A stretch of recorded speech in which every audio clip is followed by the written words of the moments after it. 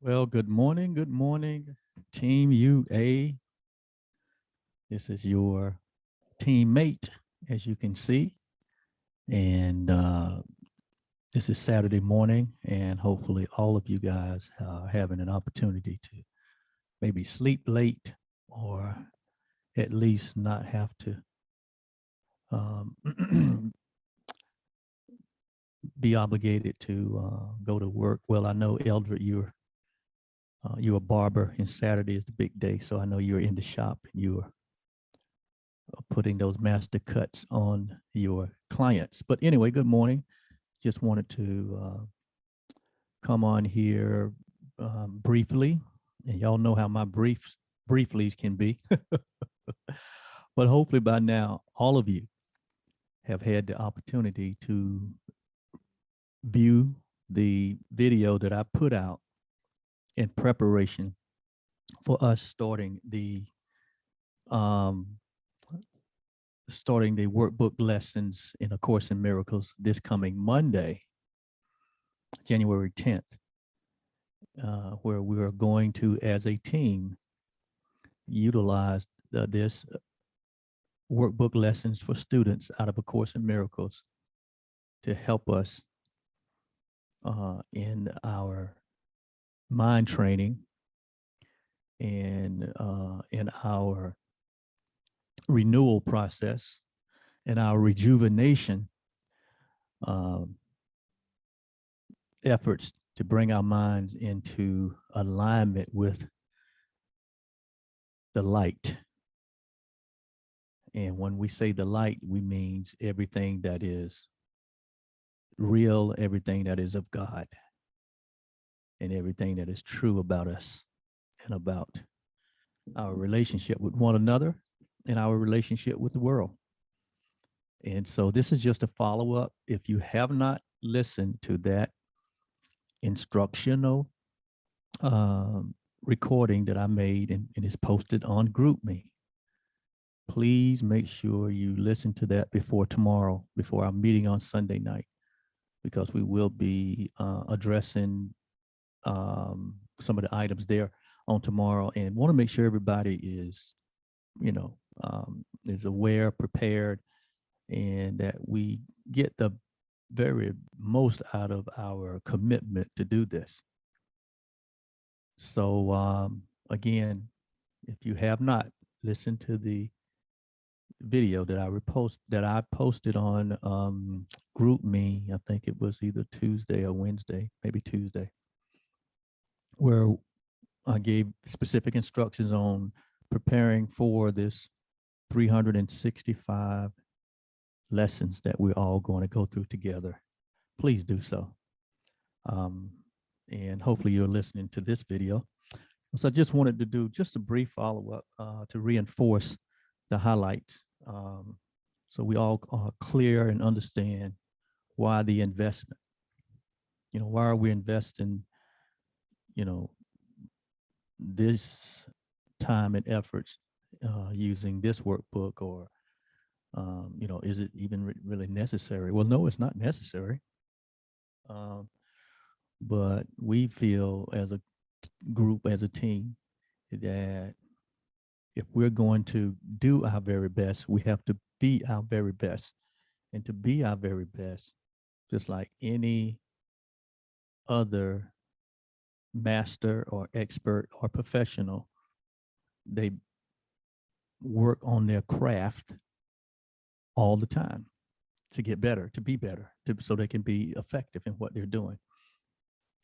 And if it's our mission to be healers and saviors of the world, going out in these streets and helping others to get healed, we must do that as healed healers. And so we must continuously be working on our own well-being. And it's so ironic that Derek comes along right here at the beginning of the year, and he introduces to us ways that we can rejuvenate our bodies, our physical bodies, and cleanse our physical bodies and bring our physical bodies into alignment with their natural state of being, which is health. And that just doesn't happen. And the reason it just doesn't happen is because of our habits, our paradigms, and the things that we have learned and have continued to practice that are not in our best interest. Our, like he says, our eating habits. And so he has come along at this critical time to educate us on rejuvenating the body through giving us information that is very helpful, as well as providing us with practices that we can, again, I go to the word practices, because just to get the information is one thing, but to practice it is another. That's just like most of all of us have come from a Christian background and or Bible-based background. And, you guys been in church a long time, around Christians and church people. And, we know scriptures, we quote scriptures, we praise the Lord, and we do all these things. But if we don't practice the principles in scripture, they don't benefit us. They don't benefit us. I mean, some of the most raggedy lives I've seen in my 30-something years of walking a spiritual path. I've seen it from people who claim to know God, but their lives are raggedy. So something's up with that. So we thank God for bringing him along right here, so that we can, right in concert, work on the most vital part of our lives, the greatest tool that we have to relate to life, which is our mind and our mindset and the way we think and the way that we perceive, to right in concert, also at the same time be working on our temples, to make sure that we are strong in our constitution, that we are that our vehicles, our cars, our bodies are in tip-top shape, so that as we go out and as we do what we desire to do, we can do it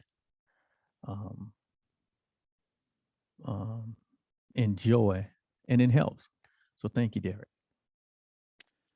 Okay, well, with that said, just wanted to reinforce a few points about the course and the workbook lesson that we're going to be using as a tool, a practice tool. We're not making an idol, or we're not memorializing the workbook lesson. It is just a tool, Okay, because the reality is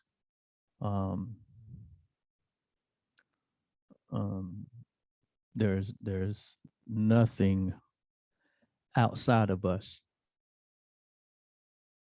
that can purify us as much as that which is our very own self. But we need help.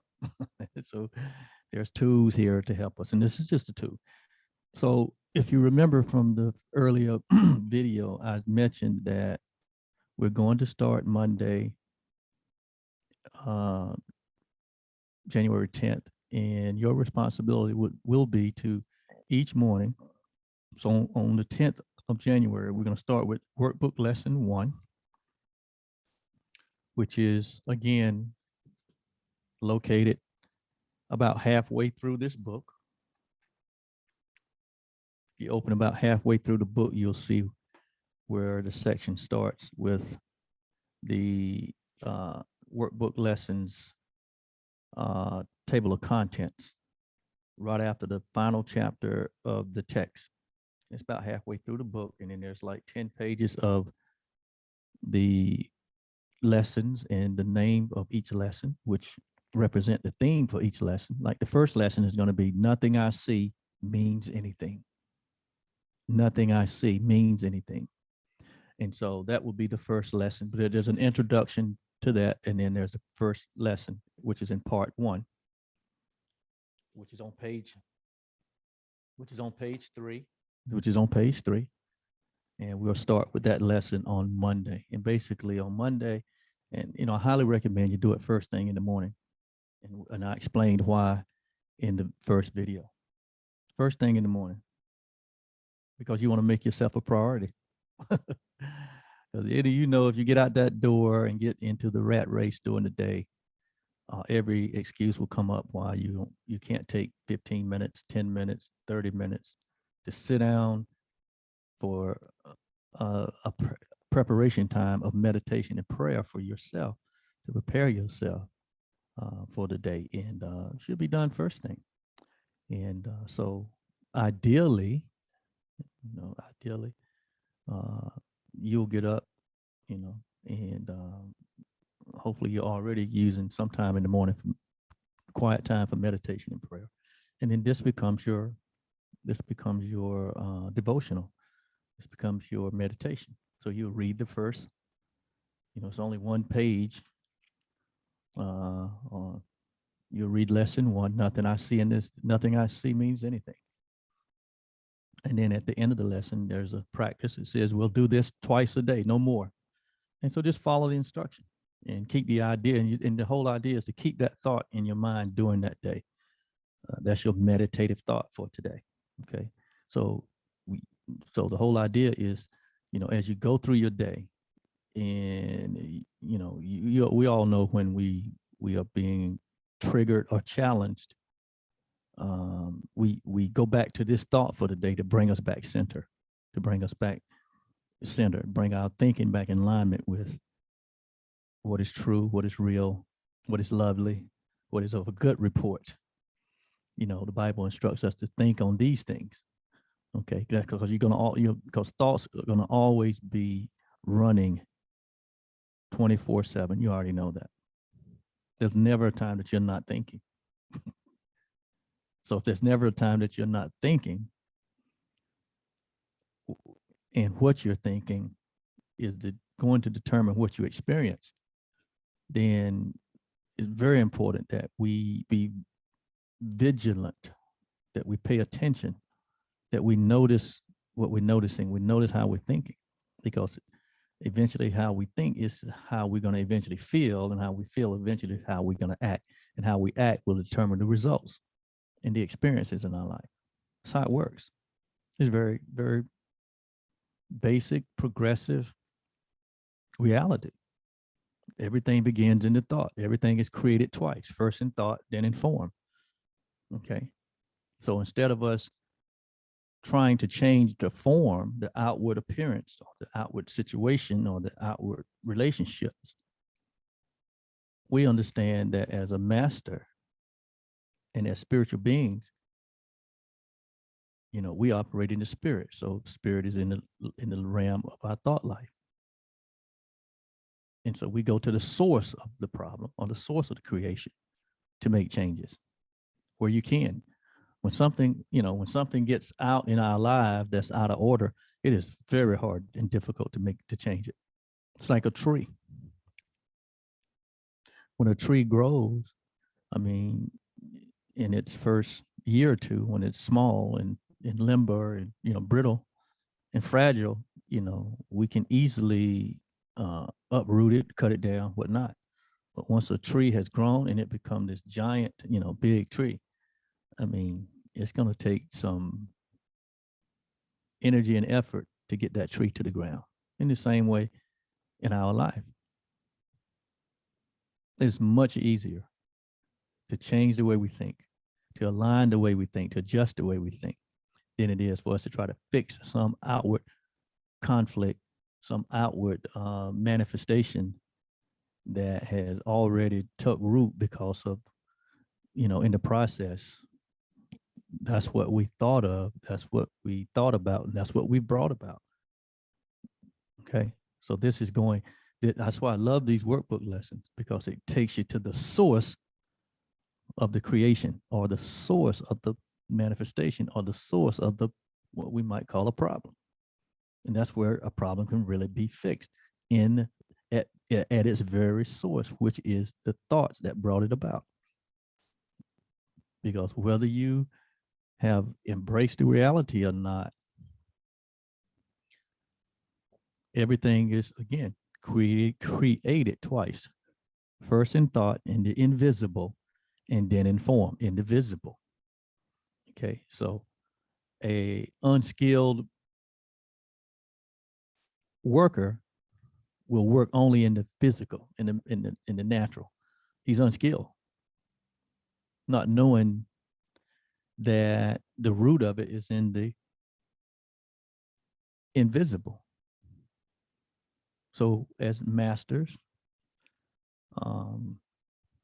as sons of God, daughters of God, as followers of Christ, we are taught and trained in most spiritual books, traditional spiritual books, that we are faith creatures, and we're to operate over in the spirit, in the realm of the invisible. We can do that, because that is our true nature anyway. So that's what these lessons are all about. I mean, we're going to the heart of things, which is our thinking. Okay. So, and this is just a great tool for doing that. I know I've used it. I am who I am for the greater part of the last 15, 16, 17 years because of this practice. Okay. This tool. Okay. This is not a religion. This is a tool that's been provided to humanity. And the author is convinced that she's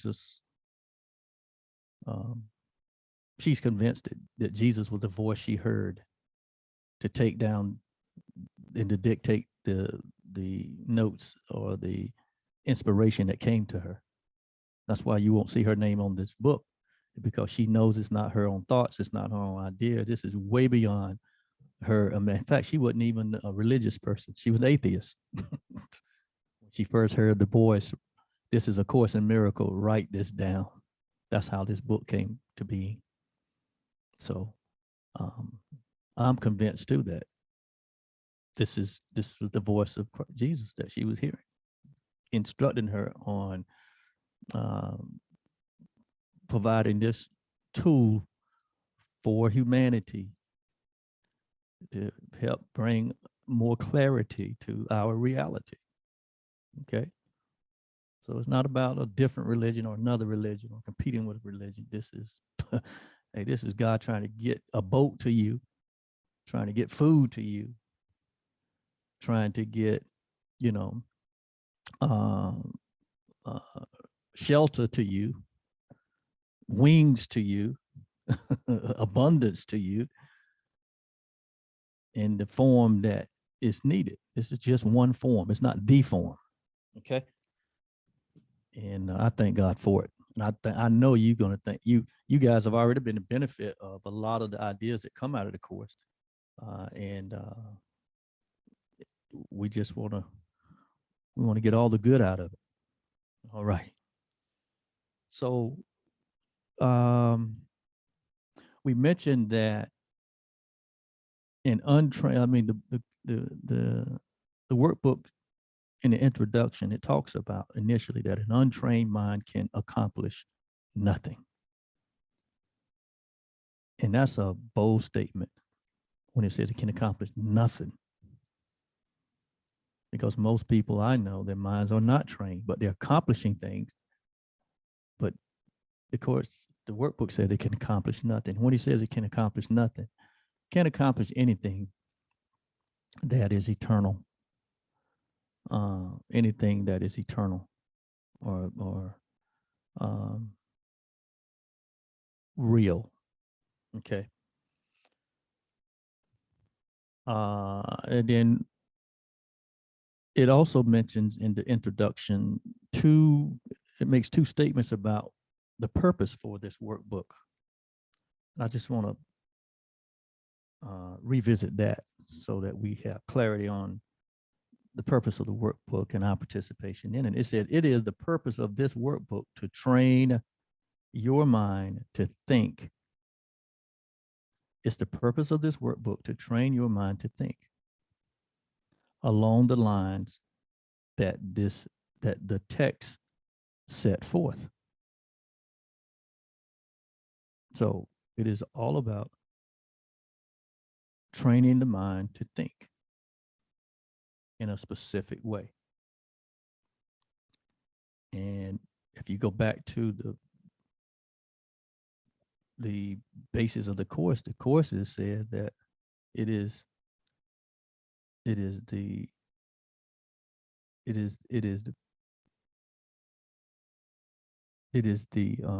basic message of the course that there's the real and there's the unreal. The real is that which is eternal, that which is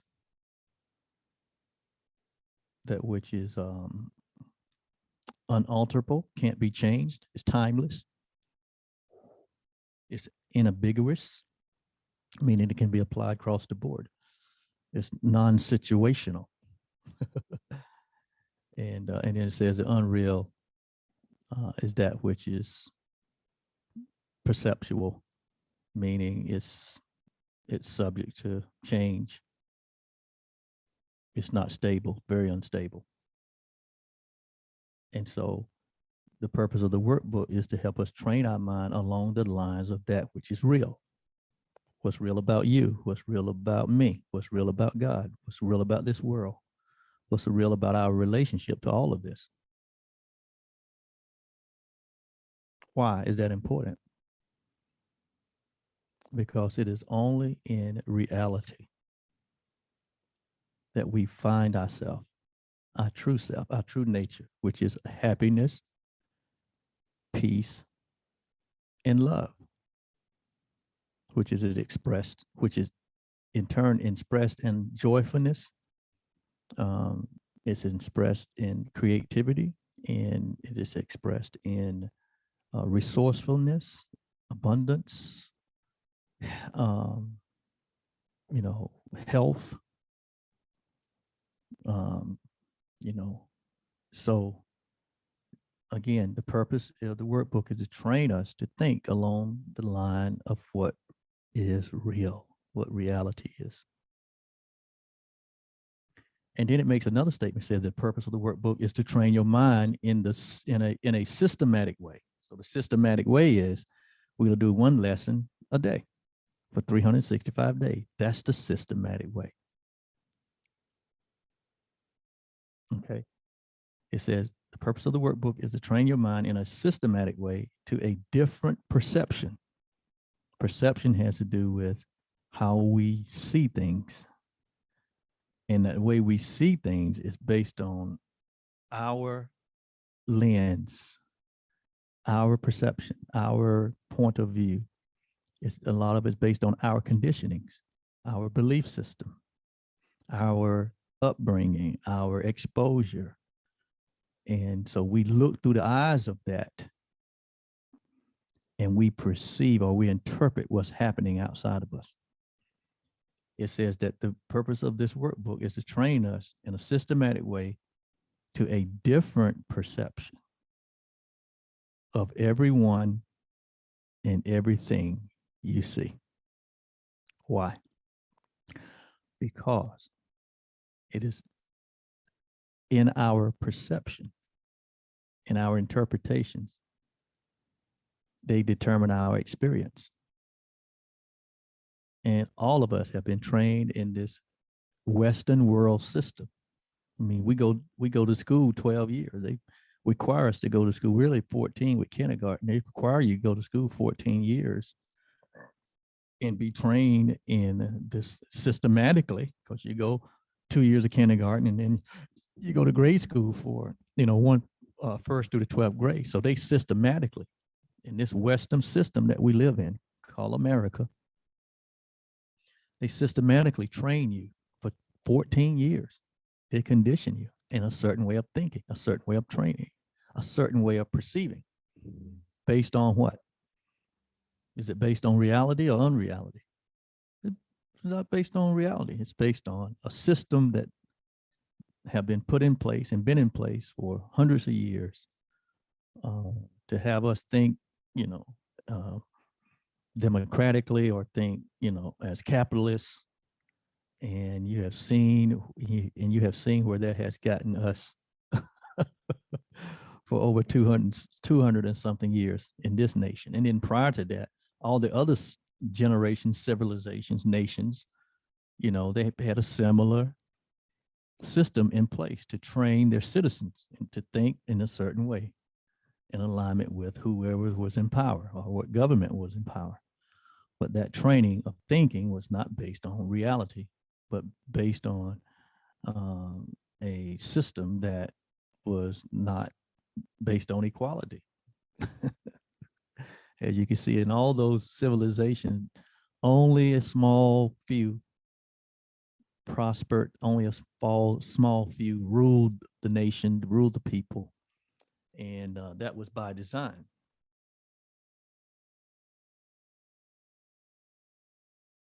That was by design. So here we are now at this juncture, 2022, with all this history of the world, that we see so much hurt, so much pain, so many wars, so many nations rise and fall, so many different religions, so much of the influence of the world has been influenced by religion. They have been at the root of a lot of the training, a root of a lot of the wars. And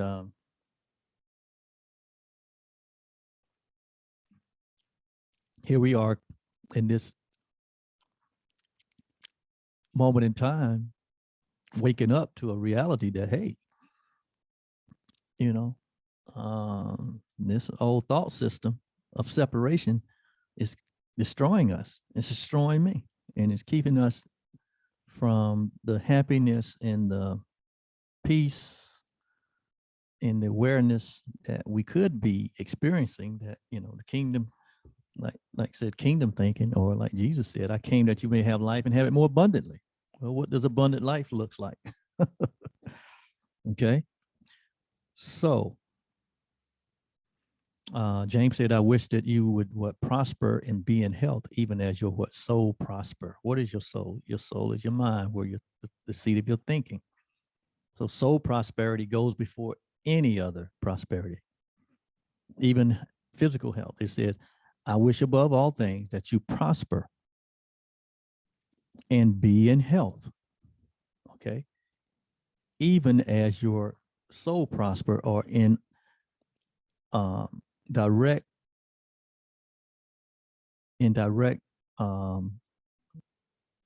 alignment with your soul prosperity. And what is soul prosperity? Soul prosperity is the way we think. What is our thought system? What is our mindset? Is it based on reality or unreality? Is it based on the reality that there is only one being, and God is that being, and that we share the same being that God is, that we're not separate beings, individual beings, even though it appears that we are separate and individuals and have all different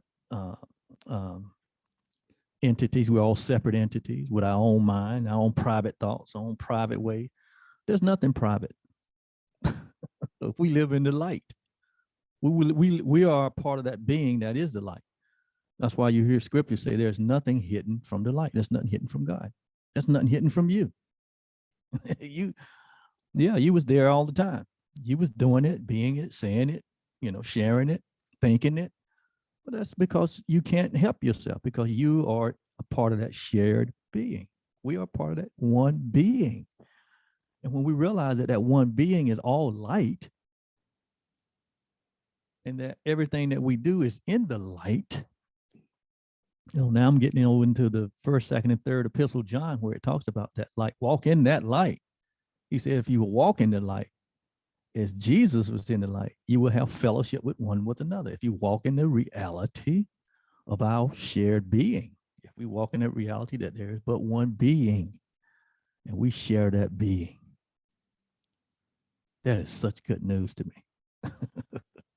And so as we go through this workbook lesson, you'll see where some of the lesson will get into that, to where, hey, we need to think right, man. Hey, we need to think right, not as separate beings, but as one being. Like Eldred mentioned the other day, that this idea of independence, it is a ego idea, and he's right, because there's nothing independent, an island to itself, stand off to itself, independent. No, there's only interdependence, where everything is connected to the one. Jesus said that he has reconciled all things back into the one.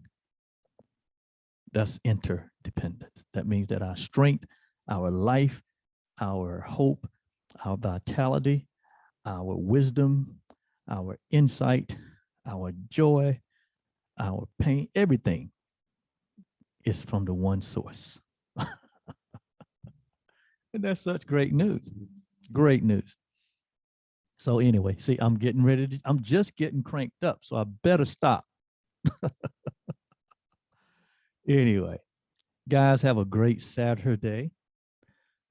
Don't forget that tomorrow at 7 or 6:45, we have our weekly leadership meeting. Make sure you plan around that, so you don't want to miss these meetings. As you can see, they're getting richer and richer, we're bringing more value this year. Eldred and I and Vanessa, as the leaders, we're bringing more value to Utopian Alliance. First of all, to improve your life, to better your life. Derek is a great addition with bringing us this nutritional element.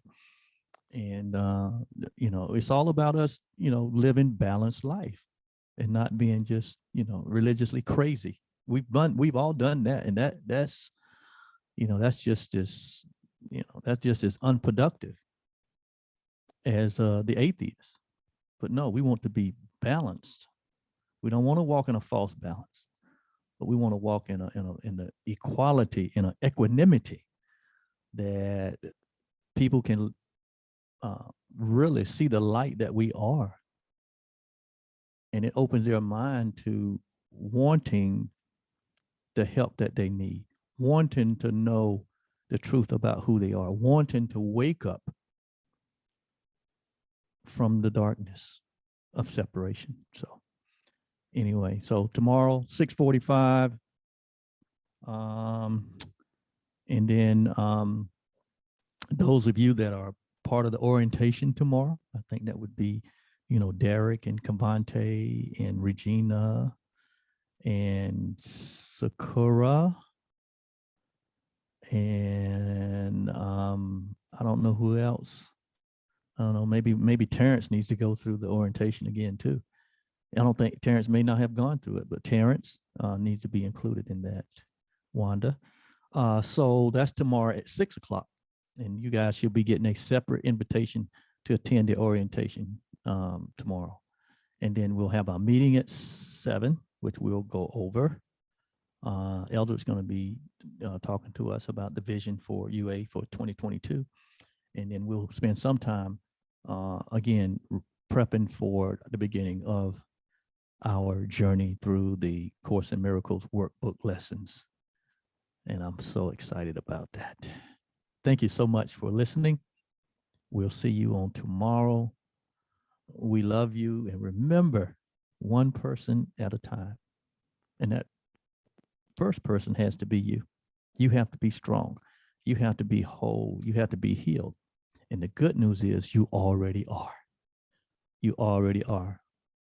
We just are all in the process of aligning our thinking with that truth, that reality. And as we align our thinking with the reality that we're already whole, that we're already complete, that we're innocent, that's what to be saved means. It means that you're no longer guilty. You're innocent. You're completely innocent, and nothing can separate you from that. I mean, that's elementary thought. It's done. It's complete. You know, the boogeyman has been dealt with, I guess you might say. No more, no, like you said, we don't have to war anymore. There's nothing to war. There's no enemy to fight. I know a lot of us still hold that concept that there's an enemy, there's an enemy, there's an enemy. Yeah, that enemy is inner me. That inner me. You're the only enemy or inner me that is blocking your inner your inner sense, or your inner sense of being completely whole. You are already that. You are already that. We are already that. And when that becomes your basis for life, that's what Jesus meant when he said, who the Son sets free is free indeed. That means there's no more hold on you. The world has nothing in you. Nothing. You are completely whole, completely innocent. That's what a saint is. And you didn't do it.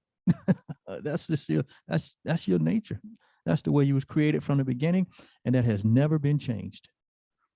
It's never been altered. What's been altered is our illusion of being other, of being something else, of being separated, being a sinner, being unworthy, being unfit, being guilty, and being worthy of punishment. That's the ego mindset that we brought on in the very beginning.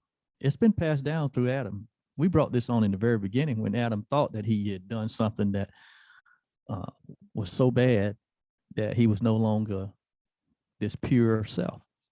And so when y'all know the story, when God walked in the garden and said, Adam, where are you? He already knew where Adam was.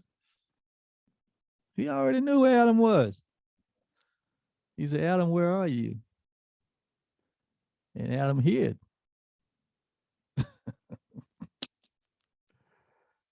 Yeah, God never told Adam he lost anything.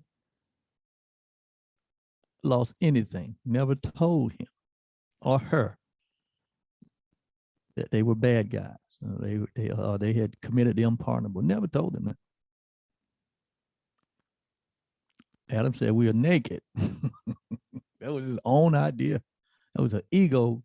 That's when the ego was formed.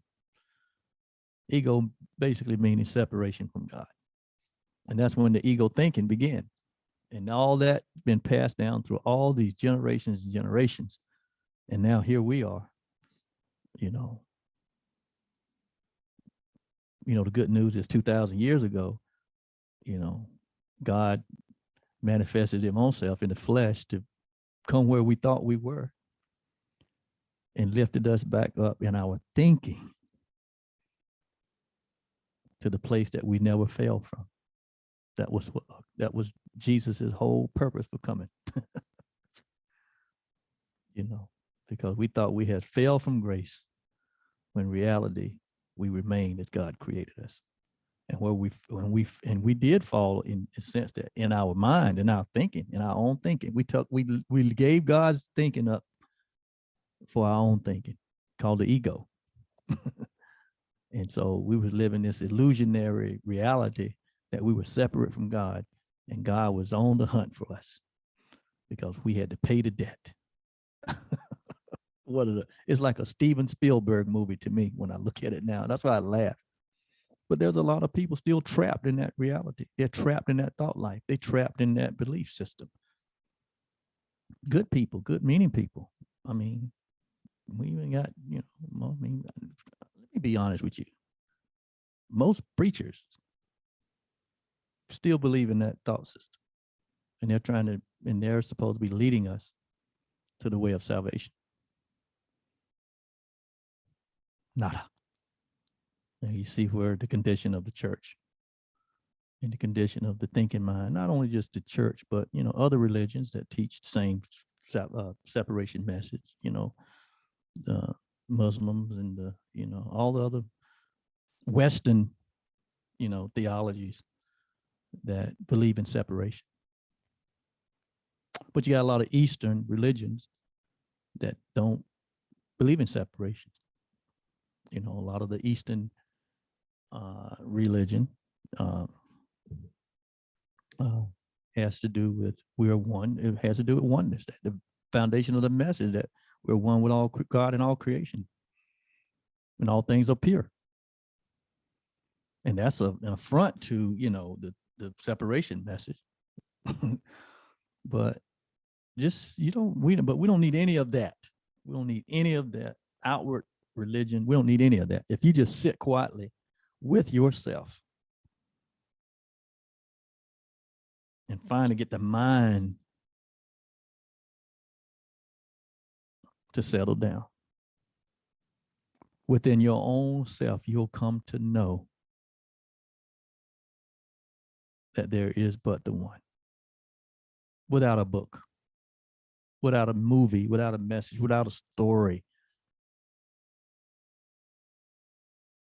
You can walk out your front door without a book, without a movie, without a story. You can walk right now out your front door and just look around you, look up into heavens.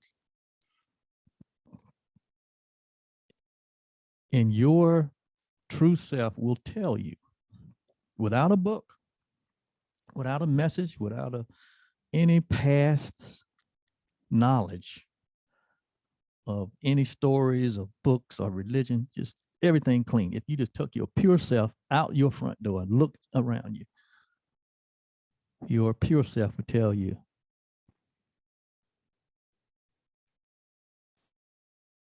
that all of life is connected to the one source. Wow. Let me stop. I told y'all I get going. See you tomorrow. Love you so much. Gonna post this in GroupMe today, Saturday, the 8th of January. So hopefully you'll get to listen to this before tomorrow. We love you so much. Have a great day. UA team. Bye-bye.